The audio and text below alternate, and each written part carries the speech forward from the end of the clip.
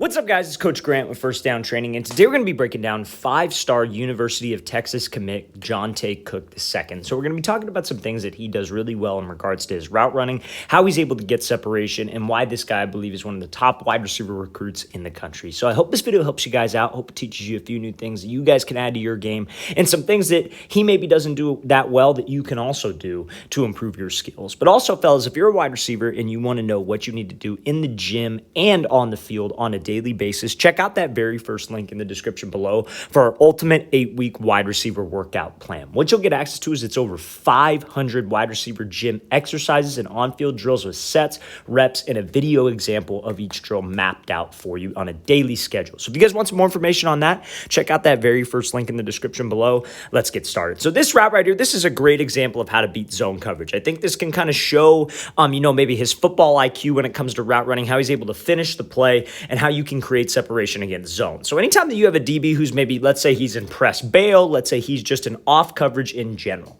he has something called the blind spot. So Johntay does a great job of within the route. He threatens this DB to the blind spot to widen him, to get him tripped up, to kind of confuse him a little bit. And that can showcase how you guys know how to run routes. If you're a high school wide receiver and you're trying to showcase to a college that, hey, maybe you're not the fastest guy, maybe you're not the biggest guy, but you know how to run routes. This is something that you want to try to add to your game. So if you have to run you had zone coverage like this, any kind of inside breaking route, you always want to threaten the blind spot. That is the spot where this DB can't see, and that will make him think that it is a fade and it could widen him. But you want to operate where he cannot see you and he has to go based off of field. So that's exactly what he does on this. You see how this DB's bailing heavily. He starts to attack this blind spot. This DB has no idea where he is right now. He doesn't know if he's running a fade. He doesn't know if he's going to snap this thing off and break down, whatever it is. But he's thinking the fade. He is playing the fade. And so that is what can get us separation on this post route. What a lot of people do against zone. Again, this guy's outside shaded, right? So what is he trying to do? He's trying to force everything inside, trying to funnel it to the inside because he probably has help to the inside, right? So if you just take off and go run the post and it's some kind of man coverage concept maybe, or maybe this guy doesn't have any threats in the flat, so he carries with you, he's just going to force you to the inside. You have to give him some kind of threat into his leverage, just like how we talk a lot about press coverage on this channel and off-man coverage on this channel. So that's what attacking the blind spot would do against the zone coverage look, and that showcases that he knows how to run routes, he knows how to attack different looks, and that can really make you stand out, fellas, because I think the receiver position is constantly evolving, constantly getting better, and coaches are starting to see that route running really makes a difference when you're going up against guys who are just as fast as you, just as big as you, or maybe you're not the biggest guy out there. Let's play this thing again, full speed one more time. Great job by Cook threatening the blind spot, showcasing that high route running IQ to get this DB tripped up, and so he can gain a couple steps on this deep post route.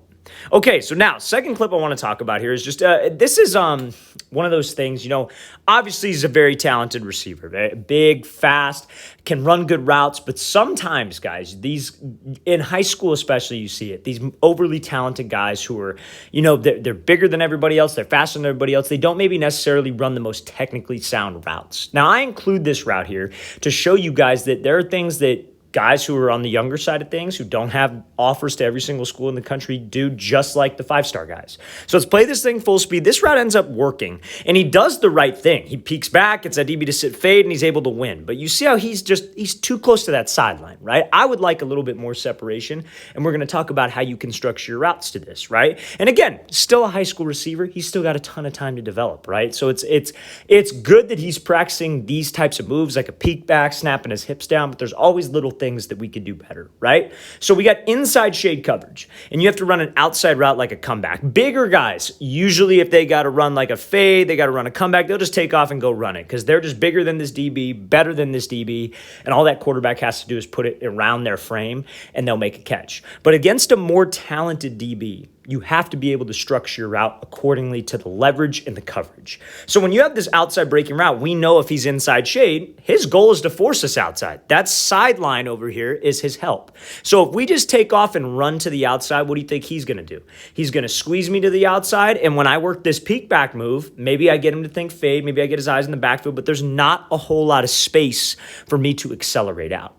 So one of the things that he could have done on this is rather than just run to the outside, maybe we square him up at first. Maybe I attack his leverage first. Because if you were to go at him, what is a DB going to do if he has inside leverage and you attack inside? He's going to keep his leverage, right? He's going to do this thing we call a weave to the inside. So when he weaves to the inside, then when you push back up vertical, you could be at a tighter angle, which sells the fade. You could have more space to accelerate on the comeback, which makes the throw easier for the QB. But fellas, a good DB, got more disciplined guy who's not going to put his eyes in the backfield, who is going to watch us and watch us close the space and run. He's going to be all over this thing. So we got to make sure that we know how to attack leverage correctly. Because if you're not that guy who's just big, you maybe don't have the best quarterback in the world who could put the ball in a perfect spot, you can't box a defender out because of your frame, you have to give your quarterback as much separation as possible and give yourself as much room as possible to be able to accelerate out of this break. Let's play this thing again, full speed one more time. So just one little detail, and again, I don't say this to bag on the kid because the kid's going to University of Texas. Power 5, huge school that he is attending, and he's going to play for a long time there. But it's just little things like this that you guys should notice and pick up when you're watching film, when you're studying guys, to know that, okay, that's why that didn't work. How can I apply that to my own game, and how can I make sure I don't make that same mistake? We can always learn. We can learn from professionals. We can learn from high school kids. We can learn from youth guys, because at the end of the day, it's about separation, and it's about running efficient routes, and that's the same across all levels. Some guys have the advantage speed-wise. Some guys have the advantage size-wise. But when it comes to the technique of running routes and how a DB's playing you, why he's playing you a certain way, it is the same across all levels. Let's play this thing again, full speed one more time. Again, I love the peek back move. That's what you need to do on the goal line to sell that fade. We just need to give my quarterback more room to throw me open.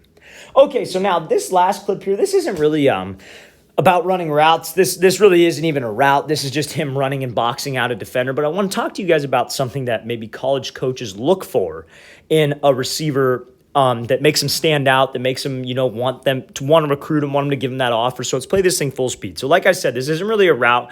This is just him kind of going up against a DB who he's bigger than.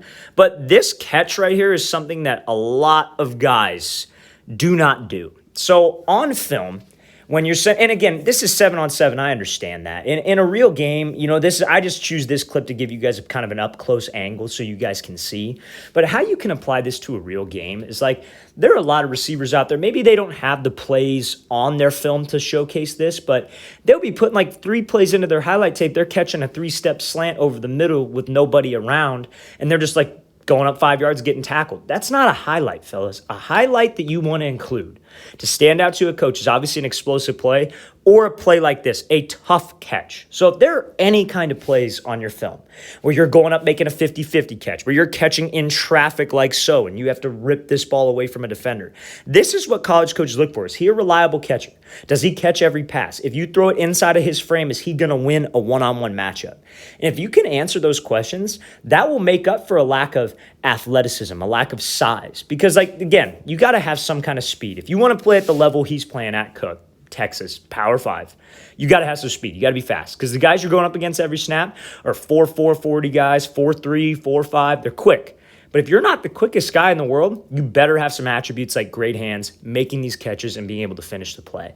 That's the only way that you can stand out, and that is something that you heavily want to lean into when you showcase your film and you send your highlights out to these colleges. And that's something that he does really well. When you watch his actual game film, I suggest all of you looking that up. He makes a lot of those catches, a lot of jump ball catches, 50-50 situations. That is what college coaches want, especially if you're an outside wide receiver. Let's play this thing again, full speed one more time. Again, great display of having strong hands, ripping that ball away, and securing it so the defender doesn't make a play. All right, fellas, I really want to thank you for watching. I really appreciate it. If you guys have any questions at all, don't hesitate to leave those in the comment section below. We always appreciate the feedback. It's always great to hear from you guys. And again, fellas, if you'd like an 8-week wide receiver workout plan with all the gym and on-field workouts wide receivers need to do, check out that very first link in the description below. I'd love to get you guys on that. I'll see you guys next time.